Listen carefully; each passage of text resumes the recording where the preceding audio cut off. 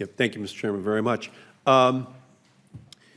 Federal agencies love to hoard spectrum. I mean, it's an absolute rule, right? It's the power of stasis. And that was the case back in 1992 and 93, where the Defense Department had all this surplus spectrum after the Berlin Wall came down, but they were going to hold on no matter what. And so there was a three-star general there. I had the hearing. We can't give it up. Absolutely impossible. So we had to pass a law that actually took 200 megahertz away from them. At that time, that was the kind of a cell phone people were walking around with, right?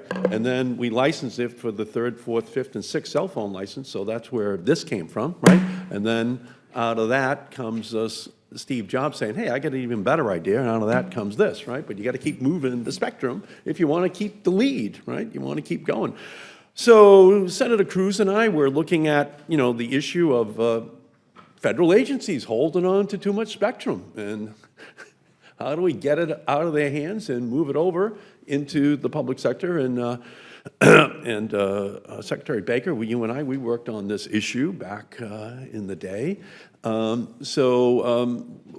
What would you think about an incentive plan that they can keep part of the revenues, that is the individual agency, if they give up some of their spectrum so that we can move it over into the private sector in order to get some of the benefits?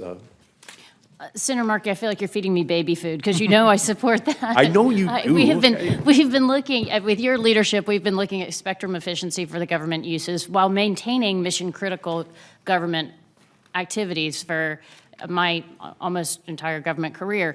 I think that it's really important. I think it's a great idea. I think any innovative ideas on how we can help the federal government continue their mission critical use of it, but use of spectrum, but use it more efficiently. What would you think of an incentive auction as a concept? Really good idea. Okay, good, thank you. Mr. Brenner, really good idea or just a really great idea? No, that's a really great idea, just as having you at cellular penetration of 200%. Good, thank you. Mr. Cowden.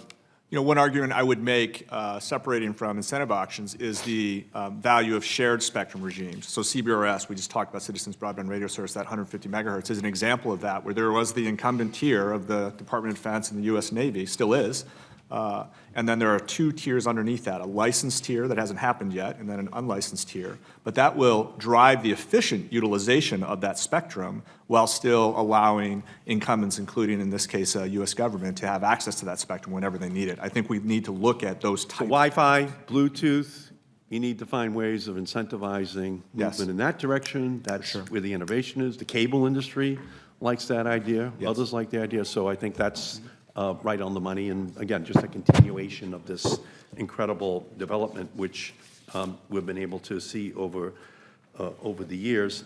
The E-rate program, in order to make sure it's there and it continues to be funded, and especially in terms of the expansion of Wi-Fi networks, just seeing this revolution continue, and then you just have an inability to really know what's going to happen, but because you've incentivize the right area. So, Mr. Brenner, what do you think about that, ensuring that we protect the E-rate? Well, I have a very strong interest in the E-rate program, Senator Markey, because of the fact that the E-rate program doesn't support cellular. It only provides connectivity at the school and non-cellular connectivity. And I would like to see the E-rate program back in the earlier in this decade, there were pilot programs which showed dramatic improvement when students are able to use connectivity through the E-rate program at home, away from school, by having cellular. Okay, would you be concerned if the FCC decreased the amount of E-rate funding in the deployment of Wi-Fi for schools?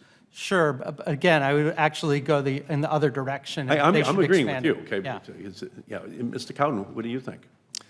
I'm not the regulatory policy person at Charter. However, in some of my prior roles, I'm very familiar with the E-rate program in general in terms of deploying capacity to schools and education institutions. I'm a firm believer in E-rate as a general concept. I don't know all the particulars of the dynamics between the policy of why they want to decrease it or increase it, so I really just can't comment on that. Yeah, no, I got you. Well, the FCC in 2014 wisely expanded the E-rate program to cover schools and libraries, and we know that that's the future. And ultimately, you know, it empowers companies, actually, to be able to then provide those services for the schools and libraries in a much more effective way, and in a way that, again, keeps us at the cutting edge of how we not just help companies, but then help our people as we compete against China, as we compete against South Korea in the future. You want to make sure that information is at the fingertips of every child, every citizen in our country. So we thank you all for your testimony. Thank you, Mr. Chairman.